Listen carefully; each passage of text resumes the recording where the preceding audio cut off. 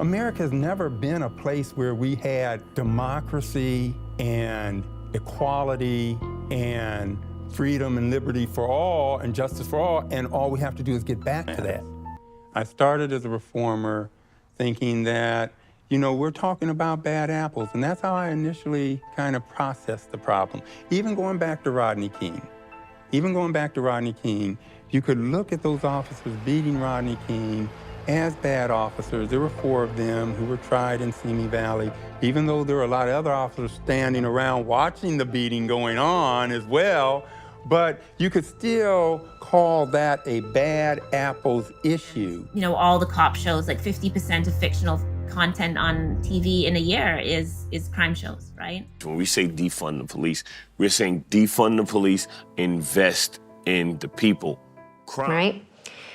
Restorative justice models are popping up all over the place. The most successful one I think I've seen is in Chicago, right? They have violence prevention workers that will go out before a crime is being committed. Yeah. Welcome, listeners, to another episode of Yeah Aha with Lisa, Phil, and Aaron. Hi, Aaron. This week we are talking to Matthew Solomon about something called, some people call it defunding the police, but in this case we're calling it reimagining safety.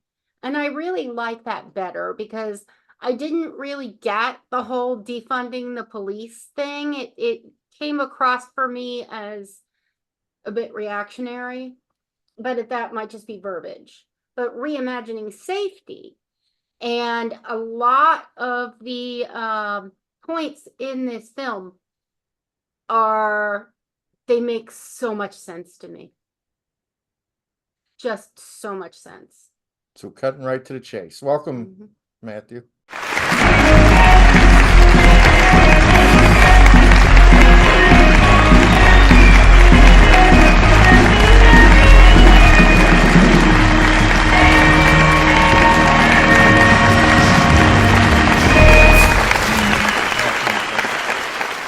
Welcome, Matthew. Yeah, thanks for having me. Tell us a little bit about your project and what made you go create this documentary. Yeah, thank you. So Reimagining Safety is a documentary. It's 83 minutes. I mean, it really, you know, my reasons for making it are kind of, you know, my life's work up until this point. Born and raised in Los Angeles. I went to very integrated, diverse schools growing up. I was born in the 70s, you know, went to school in the 80s, college the first time in the early 90s, you know, and my friends were everybody, you know, every race, every religion, sexual orientation. And so at an early age as a white male, I observed and my friends shared how they had very different experiences out in the world, not just with police, but even when we would go to the mall, you know, and things like that, especially my Black friends. And so, you know, that kind of stayed with me. And then I was going to USC as a music student in the early 90s.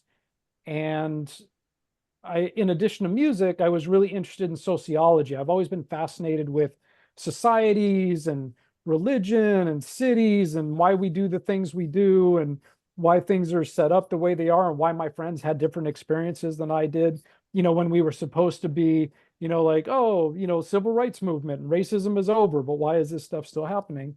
So I was taking sociology courses and learning about systemic racism at the same time as the Rodney King beating. And then the you know, those officers were acquitted. We had the LA riots.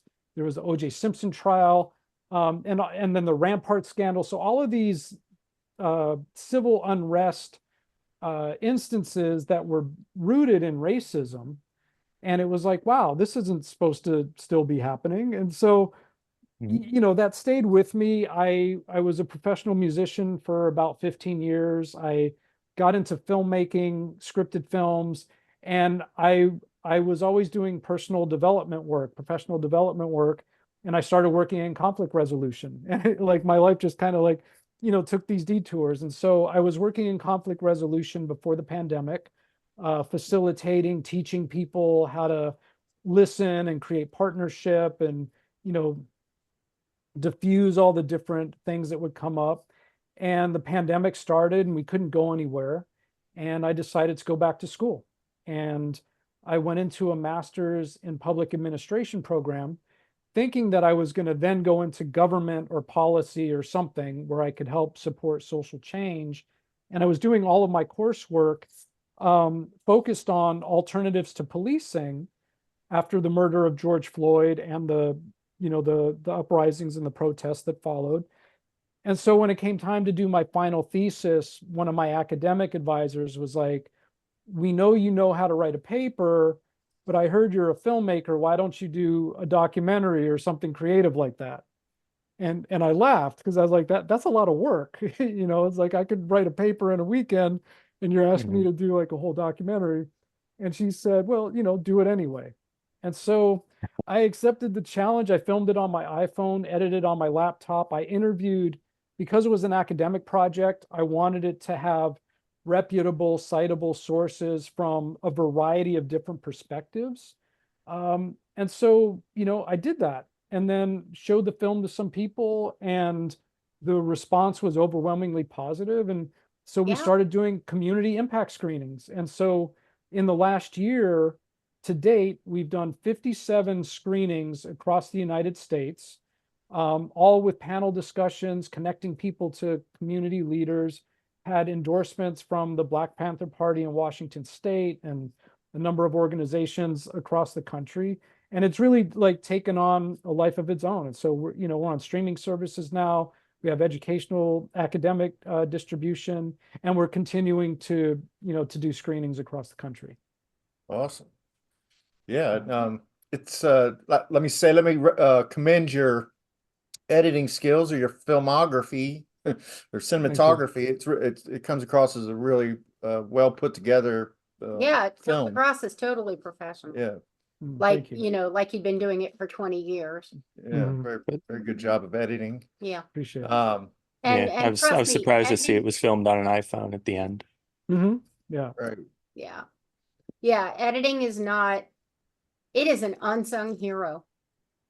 Yeah, it's a lot. It's a lot of work. And then, it's like, how do you take 10 people and craft a story and hit all the points? And it's like, and all of them were amazing. So it's like, well, how do I cut out, most of what they said to fit it into, 80? I mean, I didn't know how long it was going to be, but how do you put that all together? And then you got to cut in footage, B-roll and that sort of thing to help move the story along. So yeah, it was definitely a process.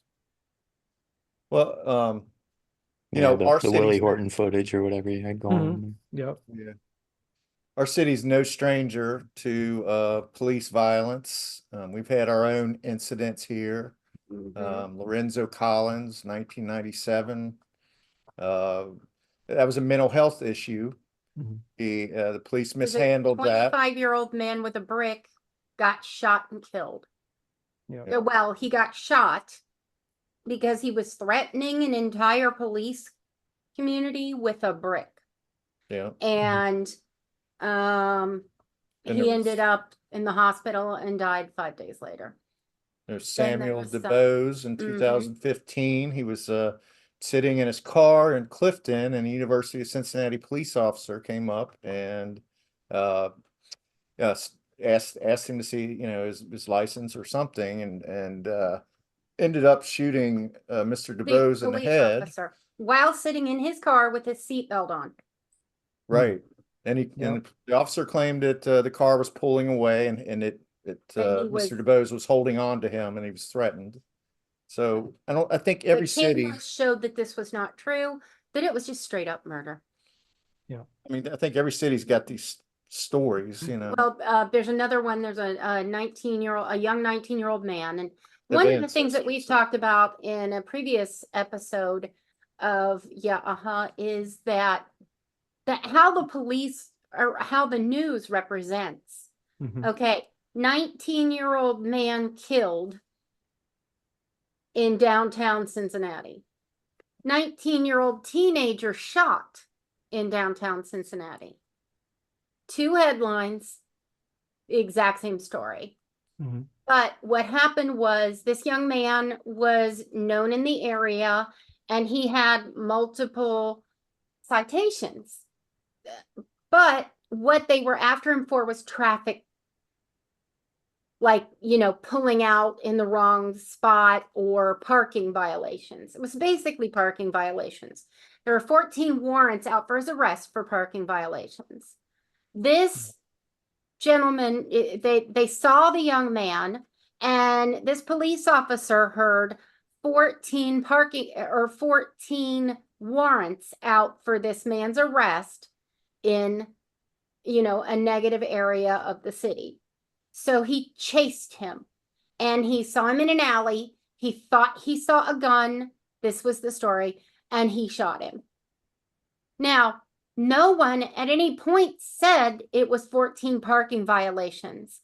So even though shooting him was wrong, I also blame the system in that respect, because the guy who issued those 14 violations, most of them, didn't say, hey, he's wanted for parking. Interesting. Yeah. But I think that And so in a lot of ways, I think the other guy lost his job. The one who shot the kid. I mean, he lost his job. My understanding is he did eventually get, more gainful employment, but, I think the point you made about language, yeah, the way the media responsibility uses, and how you say things. yeah, that there's a lot of insidious kind of systemic racism that exists in the media in the form of, like you were talking about, the 2 stories. One is depicted as a man, another as a teen, as a teenager. There are things like that that are subtle to some, but more blatant, more obvious to others that are actually affected by the injustice. Yeah, I mean that's something that Alex Vitale talks about in the film, and he's a sociology professor at Brooklyn College. He's been working with police departments for 30, 40 years. And, not only is there, what we call propaganda, which is how police are represented in TV and film and that sort of thing, but he talks about how in the media and the press, the police version is immediately accepted. It's hardly ever questioned. That narrative is what gets out first. And so even when it's wrong, which a lot of the times it is wrong, the first thing that people hear is the misrepresentation. And that goes to George Floyd.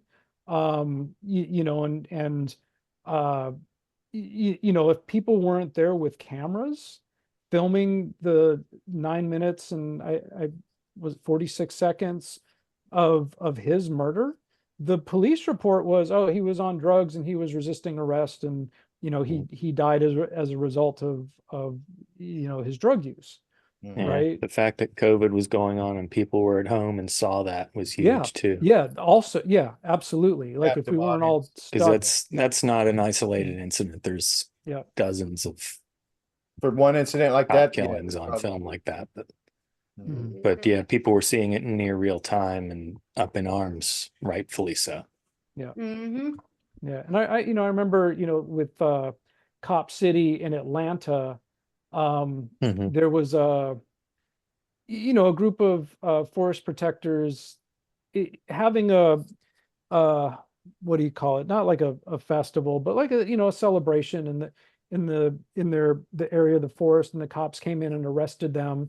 And on MSNBC, there was a morning show, and the commentator, the on-air commentator, scoffed at the forest protectors, saying, no, we were having like this celebration thing, as if to say, oh yeah, sure, that's what you were doing. But that is what was happening.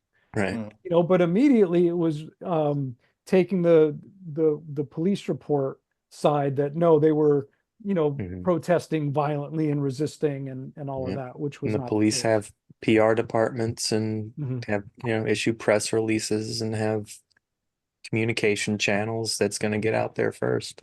Yeah.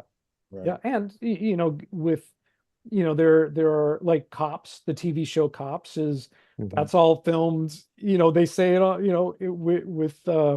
in cooperation with the men and women of law enforcement. And there are early, police shows like, Adam 12 and things like that, that were, co-written by the LAPD. Yeah. Dragnet. Yeah. Dragnet. So all of that. I feel Or like the former film cops, even What? even That wasn't true. what's that? My Yeah, little she's- joke. Oh yeah, Adam okay. Being 12, sarcastic. Yeah. Not true. Mhm. Yeah. I feel like the film does a good job of, for anyone who wonders when they hear that, defund the police. Mhm. I'm sure there are places you can read books. There are people that you can talk to where you can learn more about it, but it's not Could have talked to me. readily available. Yeah, I could Yeah. have talked to Aaron about it, Yeah. but it's not You readily scoffed available. at me. I seem to Let's- remember all you guys. Okay, Who, go ahead. me? When was this? This would have been what, 2021, Like when you- 2020, when Well, during this whole thing. right. And Right. yeah, you guys were calling me a socialist and a communist, and it was going to be anarchy. And Okay. I'm like, we don't need to be giving the police all this money for armored vehicles and all this Oh God, no. weaponry and equipment to, they're not Right. soldiers. They're supposed to be peace officers. Yeah. Right. Mhm. Okay. Well, Exactly. you know what? This made There you go. your point, Aaron. So thank you. Um, Yeah, there's a Bill might not have So specifically me- scoffed at me, but everybody There's a- else in our fantasy baseball team did. oh, well. Fantasy There's a- baseball. I can't tell you that I didn't, but I appreciate Yeah. you the benefit of the doubt. I'd like to be Yeah. more Open-minded. circumspect We in tried that, to be. Mhm. But okay, well that's There's a police department in, I believe, Kentucky that bought a tank. Mhm. A tank. Who are they going to use that Mhm. Yeah, against? this week's John Oliver, this last week tonight, I guess it's called. Yeah. Mhm. This week it was about the money that communities are getting from the opioid settlements. Mhm. Police departments are getting their hands into that right away, and it's not supposed to go to law enforcement. It's supposed to go Yeah. to, helping addicts. Mhm. right. Yeah. But I think that the film, They're just They're to buying complete my thought, SUVs from, and they're specifically requesting it from that fund. I see what you're saying. They're intercepting that and then misappropriating the money for something, Mhm.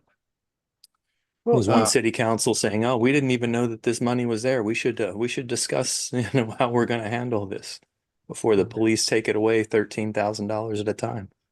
yeah. Yeah, there was I was listening, there's a former Marine journalist who was in Iraq and Afghanistan, and he was talking about how the police, the weaponry and the tactics that police are using in our cities are tested on the battlefields. And so he said when he was in Iraq, there were always drones flying around, and they had the armored vehicles. And then when the 2020 protests and uprisings were happening, like they took those armored vehicles, they didn't even take the camouflage off. They just like slapped a police sticker on it. And that's what they were doing. And so, we've seen the militarization of policing. We've seen the tactics that they employ. I mean, it can't not also say that the IDF in Israel trains our police here, and they go there, and the way that they have suppressed Gaza and the West Bank, and those tactics and those methods are what police are using in our cities here. And when we talk about cop cities, like those are all modeled after the same training models. And now and then in the last couple months we're seeing college students and how the police have been weaponized against them. And so all of it is interwoven. Yeah. Well, Hidayah Kennedy was the one who spoke to the militaristic Yes. training, Mhm. the fact Idea, that they yeah. get tased. Mhm. I thought her testimony was especially poignant, talking about, she was someone who was interested in law enforcement, got into it for the right reasons, and then was disillusioned when she got into it and realized The indoctrination took over. Mhm. that they and were being kind of trained as changed her. soldiers, but not to attack an enemy, but to attack the public, yeah. basically. Well, the public is the enemy, because when we Mhm. push back against the state and when we stand up for collective liberation, we become the enemy. And police, in the film we talk about how the origins of policing were, slave catchers and putting down slave rebellions. But another part of it is And then police it's have been used to protecting suppress wealth. protecting wealth, crushing what do you call it? Union busting, putting down protests in the north, vigilanteism in the west. Like, it's all used.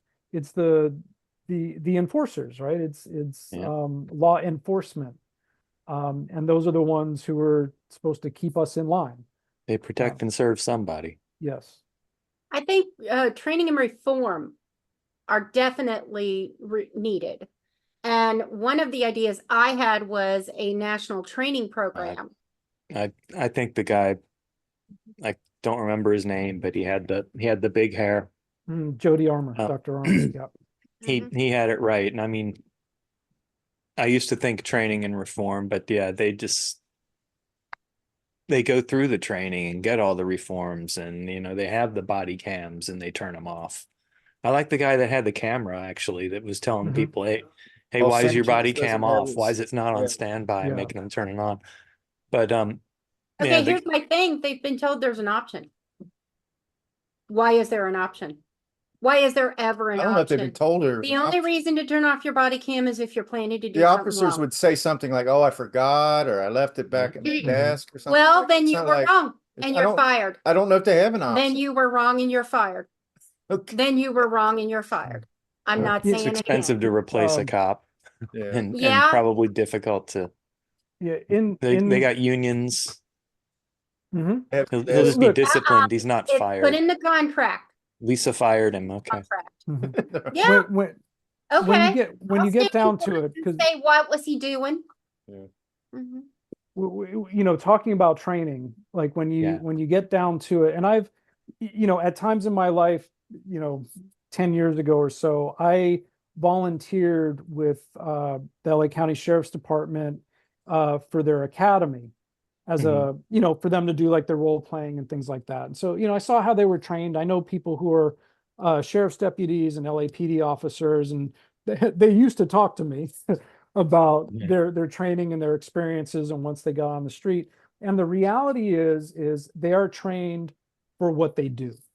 They are, their position, like what their purpose is, not to provide safety, is not to take care of people. It's not to, provide care and compassion and, talk people off of the ledge that want to kill themselves. And, like we've seen in the movies, like when there's those human moments, they're specifically trained. And there was actually a reality show in, was it 2009, 2010, called The Academy. It was 2 seasons of the LA Sheriff's Department.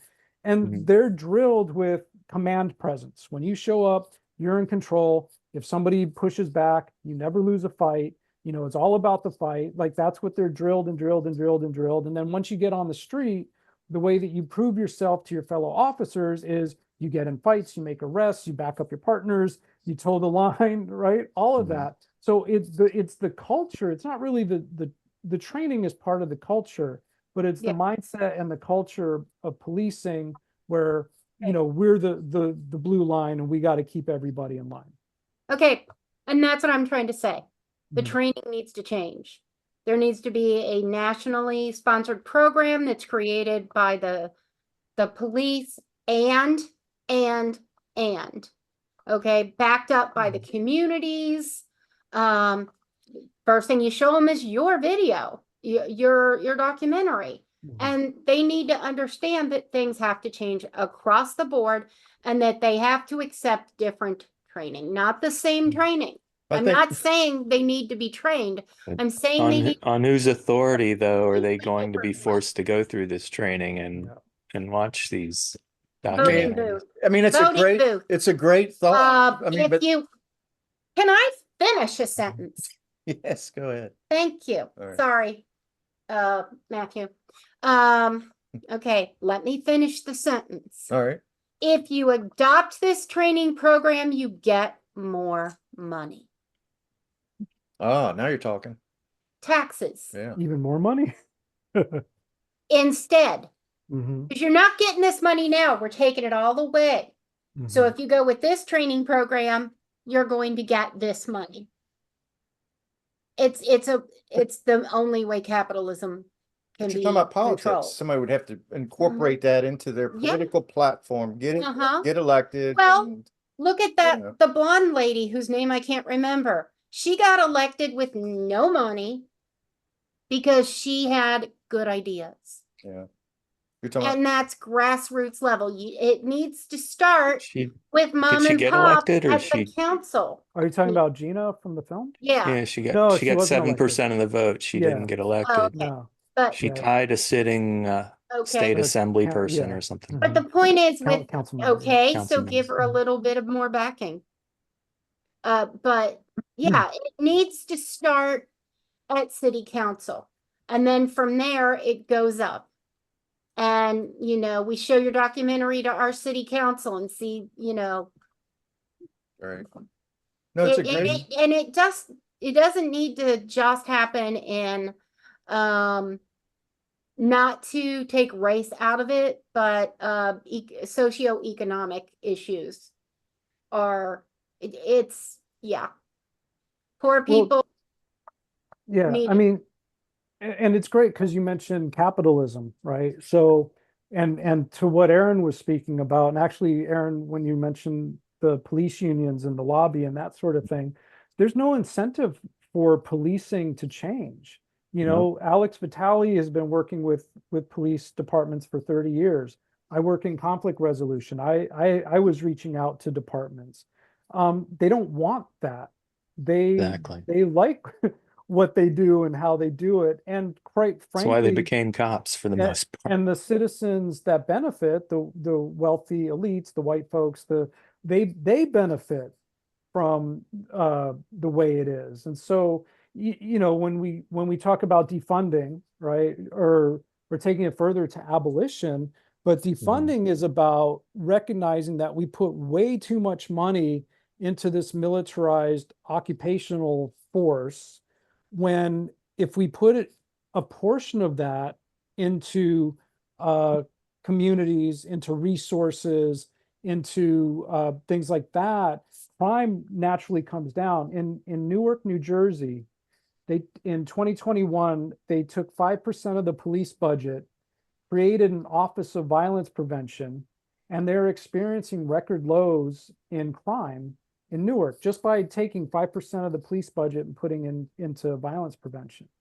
And there are models like that all over the country. And so, like Nikki Black says at the beginning of the film, like the opening line, if we're going to talk about safety, we got to agree that everybody deserves to be safe. And we don't agree that Right. that's the case right now. It's too easy. And we've been socialized to make the other people the others who don't like, you go on the Nextdoor app for, 2 minutes Oh and my it's like, God. oh, homeless people, they deserve to be, hoarded up and, moved to wherever, and they don't deserve this, and they don't deserve food or clothing or housing or whatever, and it's the way we've been socialized to think of people in that way, where we don't see the humanity in one another. And then and then who clears out the homeless encampments? The police, well, so and it's a matter of fear. sure, We absolutely. have to put fear into that. Mhm. Yeah. I know I personally have experience in the whole African Americans being assumed to be thieves, like in malls and in department stores. The experience that I personally have is that my friends, we had we were a mixed group of friends. We came from a very mixed high school and we would hang out together. So we go to the mall. Well, the two black girls would go in, be completely normal, do absolutely nothing suspicious, walk around the store, while the two white girls were cleaning that freaking place out. I was at the fat girl clothing store because I didn't get into that stuff. What do you mean by But- clean out? Steal. You were stealing? No, Oh. I just said I was at the fat girl clothing store while they were in McAlpin's. Stealing you the were, place blind while the security guard was Mm. following the black girls. I see. Mhm. Well, So you knew that what was was going my on, but you weren't an I active knew it accomplice. existed, but I was not an active accomplice. No. you didn't Because squeal. that's- That's good. Yeah, no, But yeah, you're not a rat either. Yeah, so we can trust you. I ain't no rat. Right.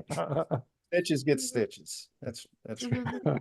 Plus, I was the, I guess you would consider me to have been the financially blessed person in our group. Thank God the statute. I.e., I could actually wear I could buy 2 blouses in a month instead of steal one. I can tell you one thing. You know. I have never been checked for my receipt leaving a Walmart. I find that very bizarre. I've walked by with my receipt and the guy goes like that. It's like, I don't know what, Yeah, and here's the I don't know if thing. there's anything, You'll see that same guy checking an African American, well, not always. I Okay, mean, it, but no, not always. Don't Costco but- checks random. everybody. I don't know. Yeah, no, they don't. They don't check everybody. Costco Uh, does, at least the ones yeah. I go to. And Sam's does too. I get checked every time. But Walmart, let's say, does not. And you'll see them checking one person's versus another, and predominantly the melanin challenged, such as we are, do not get checked as much. That's just- it is it's noticeable. real. It is kind of It's uncomfortable. noticeable. And it doesn't matter what race the person doing the checking is. But like I said, like I was leading up to before, Mhm. I feel like that Sorry. the doc does a good job of explaining what defunding really means. You know, when the words started to enter the zeitgeist, I guess, before the pandemic, I think a lot of people were like, what exactly, you know, that's very alarming. Like, what do you, The money away and getting rid of the police. Like what- Which is not at all. what's the what it alternative? means. It's like, I'm sure that the material was there. Like if you talked to somebody, you read books, you went to the right resources, you could probably find out what it meant. Mhm. But I feel like for anybody who's wondering, I feel like this is a good source to find out. We're talking Yeah. about incrementally defunding in some instances. Some people do believe in completely defunding the police, right? But a lot of times it means instead of sending someone to jail because they're drunk or, you know, intoxicated some evening, maybe they go to someplace where they can, Kind of clinic. a clinic or something where they Yeah. get some help, you know? Instead of Get some- sending the police when a mentally get ill an person IV is and having go a on your way. crisis, Yeah. And like It's- citizens for, Instead of, go ahead. I don't want to interrupt. no, Interrupt you go ahead. Like knowing your neighbor, I love that. to the extent that Yeah. you can help them. Like I haven't heard Like from this if- guy if- in 2 days. If crazy Johnny on the corner is having a crisis, instead of calling the police, call his mom. Yeah. Mhm. And it's not that it's Or his unprecedented sister. either, because look what they've done with mental health as a public, Mhm. you know, public funding for mental health has been almost entirely defunded. And this actually impacts us personally because we have and have had family members who are no longer with us that definitely have mental challenges. Yeah. So, yeah, so Yeah.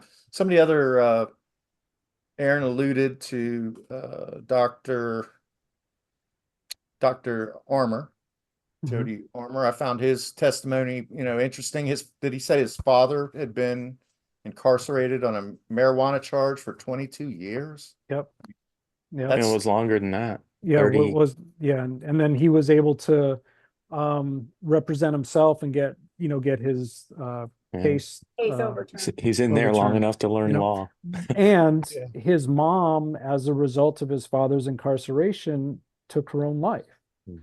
You know, which So the impact, like we talk about like people being wrongly incarcerated, but we rarely get to hear the stories of how, like, who that affects beyond that person, and the impact on families and the impact on that person. Also, it's not just, oh, I spent time behind bars. It's like now they have no job. Now, his, wife is gone. He's got kids to raise. And it ripples out. And then what effect does that have on the kids, growing up like that? And then too, the one lady talking about, there's a lot in this video. And Yeah, I'm there's not a lot. 100% putting, Yeah. Oh, who but said what? Yeah. yeah, the lady who talked about using recompense instead of incarceration, allowing the victims to choose. Oh, restorative justice. Almost, Restorative yeah. justice. Yeah. Yes. Yeah. I love that. Yeah. I do. I was raised, mind you, by a Marine, and I don't think the spirit was exactly the same, because his idea was, if anybody else does anything to my little girl, I'm locking in the basement and I'll punish him myself. Mhm. So it's not exactly the same, but the idea Taking the law into your own hands there. Yeah. and well, that is, but the idea of allowing the victims or the victim's family to get direct reparation, because let's face it, you put this guy in jail and they get nothing. Mhm. Not even really a sense of satisfaction. Yeah. Let's be real. Mhm. But if there's some kind of a way to a meeting of the minds, this person, this is who this is what you did to them. And, allow them to offer, let's say they stole, I don't know, their paycheck. Allow them to offer some kind of return. Not even necessarily the paycheck, but some kind of return. Like, you can work with me, something that's better than incarceration, because incarceration it's not working. Yeah. I mean, like I remember growing up with this ideal of making things right. If you make a mistake, you gotta, when I was, I don't know, first, second grade, my neighbor had a orange tree, and my friend and I went next door, pulled all the oranges off, came back to my side and started throwing oranges, over the bush. And he had a big koi pond, and we made a huge mess, and so I could have just been punished and grounded for a week or a month or whatever, but that wouldn't have done anything. It wouldn't have helped my neighbor any, so instead I had to go next door, talk to Mr. Bernstein, apologize.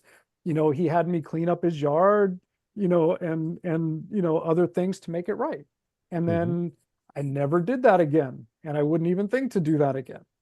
Just when I was 6, I stole a candy bar. And just the thought of going back there and telling what I did, and sitting there, and there I am, pigtails, crying my eyes out. He's trying to, be like, oh, that's okay, sweetheart. My mom's like, no, it's not. Yeah. She needs to learn. So I had to go back at 6 years old. I had to go sweep the store for 3 weekends to make up for the cost of the candy bar. Yeah. Yeah, But- That's how you make things complete. Yeah. That's how you Well, restore things, And it to this day, in fact, that's why We I floor went sweep that clothing expensive shopping candy bar. instead of stealing things with my friends. I went clothes shopping. Mhm. Yeah. Because that was the lesson Making good- I learned. Good decisions. Yeah. Good decisions.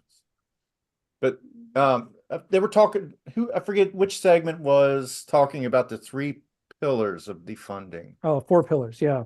Dr. L. Jones from Halifax, Nova Scotia. She co-authored a Yeah. report. I liked her. Yeah. Yeah. She was amazing. It's cool getting a Canadian point of view on all that. So this Yes. this was the outline that was given to the Halifax police, I guess? Or Well, it was was what is it? Province. I was going to say city, but the province commissioned this report. It was a 200-page report on what it would take they called it detasking, but to defund the police, and what were the actual steps and what would that provide. And so what it showed was it's very practical. It's about redirecting resources. It's about removing police officers from not only from things that they're not trained for, like mental health calls and things like that, but it also in a roundabout way increases officer safety because they're not responding to the types of calls that ordinarily they deem the most dangerous also. So it's the detasking, it's redirecting funds, participatory budgeting is also a part of it. So having the people from the community involved in the decisions for how the money is spent for their community and what benefits them, what are the organizations and the outlets and like libraries and parks and things like that, that benefit them and create safety and wholeness. So it's community based and it's practical. And it's cheaper. Like she even says in the film, it's more than half. It costs more than half to put somebody in fully supportive housing with job training and food and clothing than it is to put somebody in a jail. Yeah. Yeah, if for no other reason that there isn't a security guard standing there over the housing people. Yep, that too. So what do you think can happen? Lisa talked about the ideal that there would be a receptive police force to reform. What would need to happen for that to become Reality. not ideal, not just an ideal, but reality? Yeah, I mean, honestly, I have zero faith in police doing that. And so, what I think, and actually, having traveled across the country and been with organizations who are doing this kind of work and community work, it's really about reducing our reliance on the police and relying on our community members and making the choice not to call the police, but here's decarcerate Sacramento, or here's One Hood or Equal Justice in New Jersey, or I know there's some groups like in Washington, the Black Panther Party.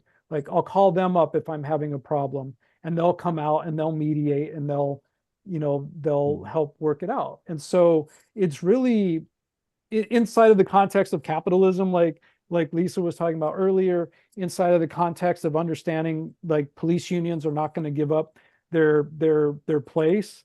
It's really about us as citizens making different choices and recognizing that there are things we can do and people we can call that actually provide real safety and humanity. So I'm going to do that instead.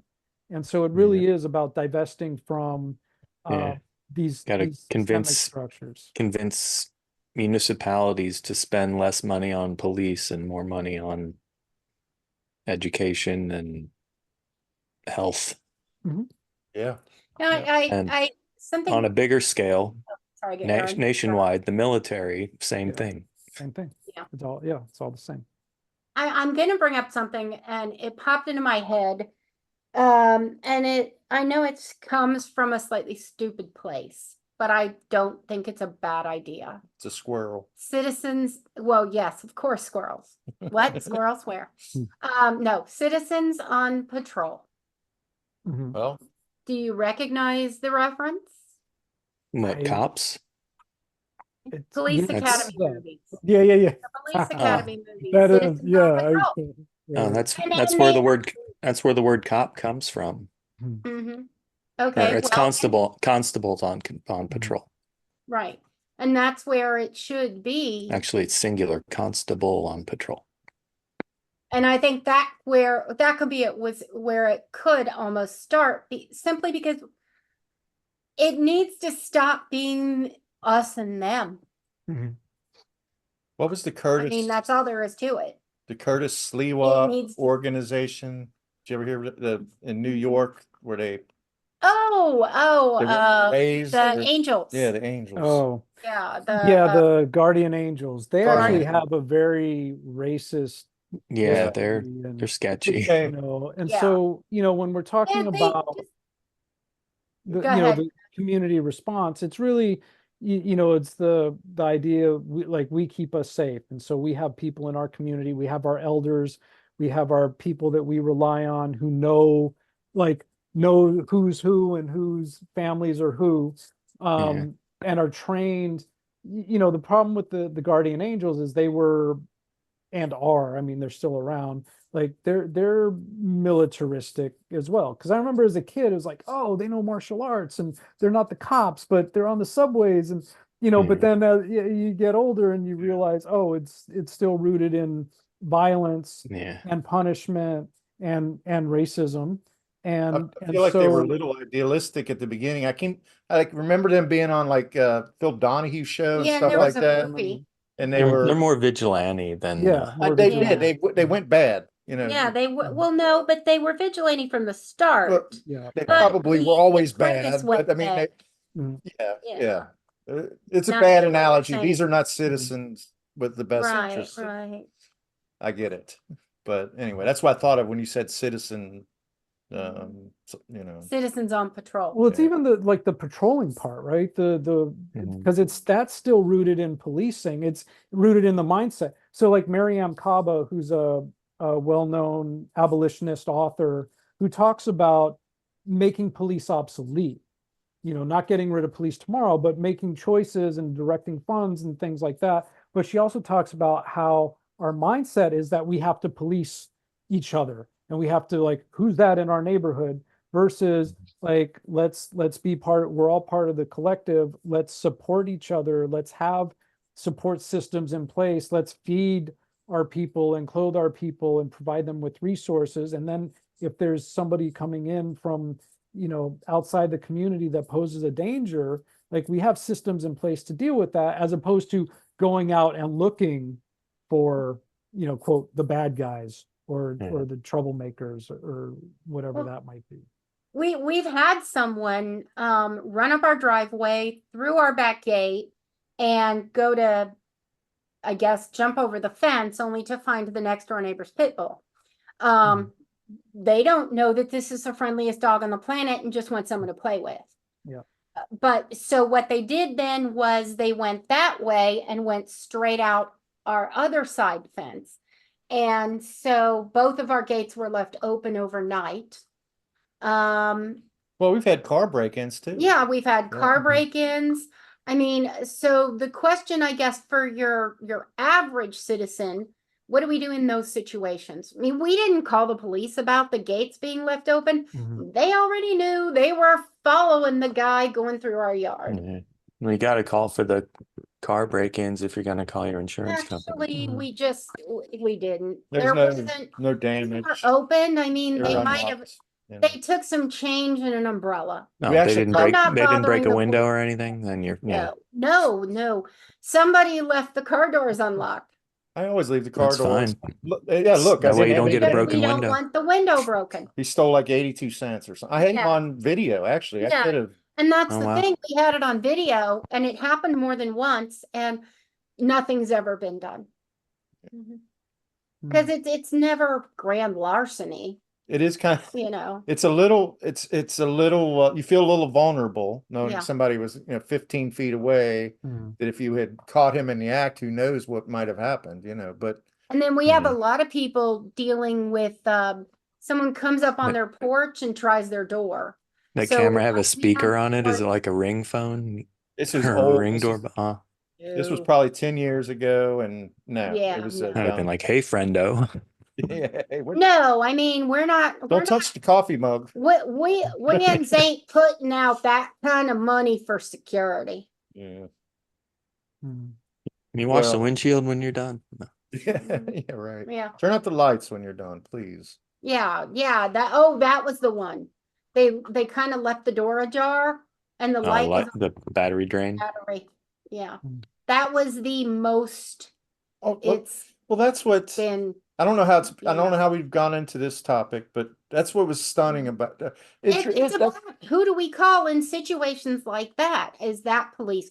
Who would respond to But it something was like interesting that that he to left help us with he it? left everything open and rifled through so that you knew that he went through your car Yeah. as if, like it was why wouldn't you close shit up and make it look like If he had shut the door, we might not have even known he went through the car. Maybe he was high as a kite. there you go. That's That's- Yeah.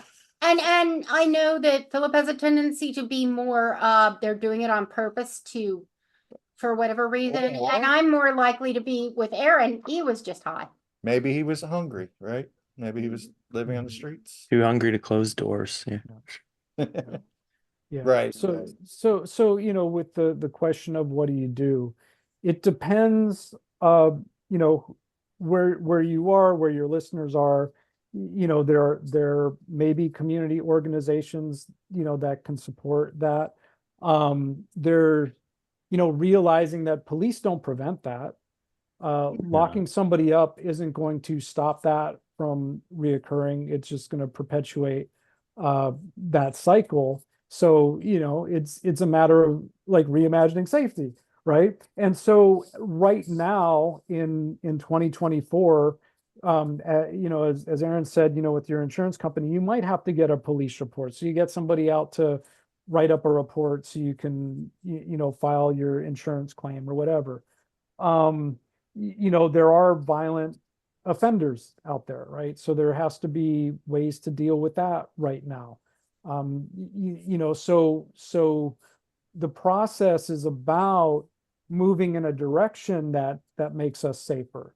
So unfortunately, there may be times where you have to call the police because that's your only option in the moment.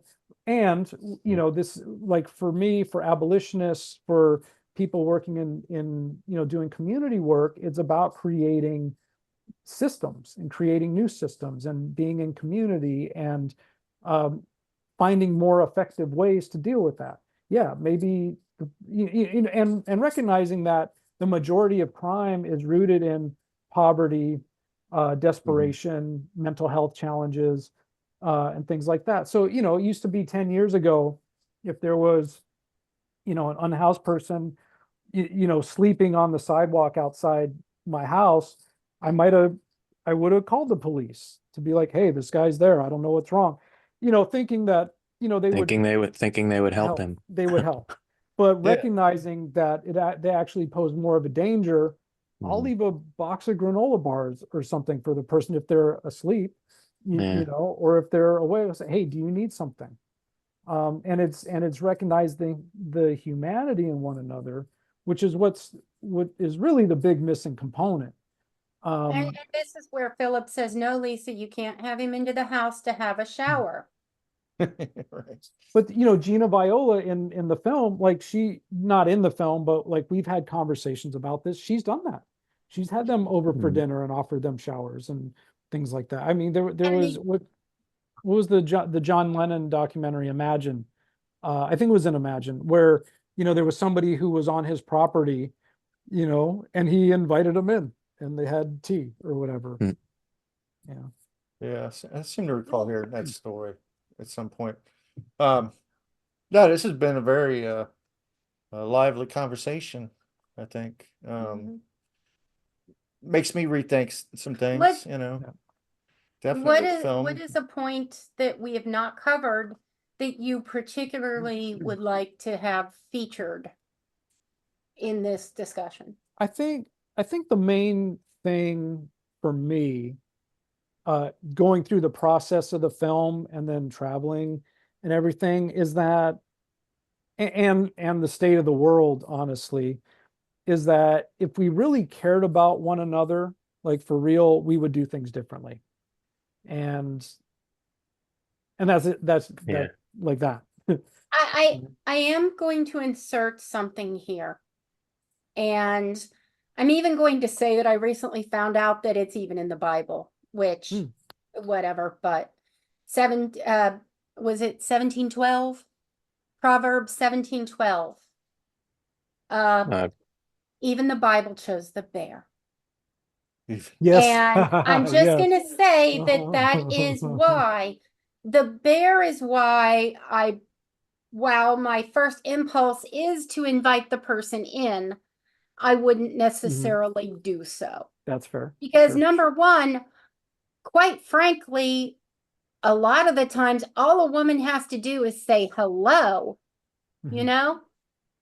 Why'd Yeah. you invite him in? Why'd you let him take a shower? What'd you put him Well, in your house for? Yeah. you also Like, have well, you your deserve brother's to be situation going on too. If, you know, I'm sorry, is say that again. is your brother housed right now, or is he? Oh yeah, well, yes. Yes, he is. His boss is paying for him to stay in a Red Roof Inn until Cool. he can save money to either get housing or a truck and or both.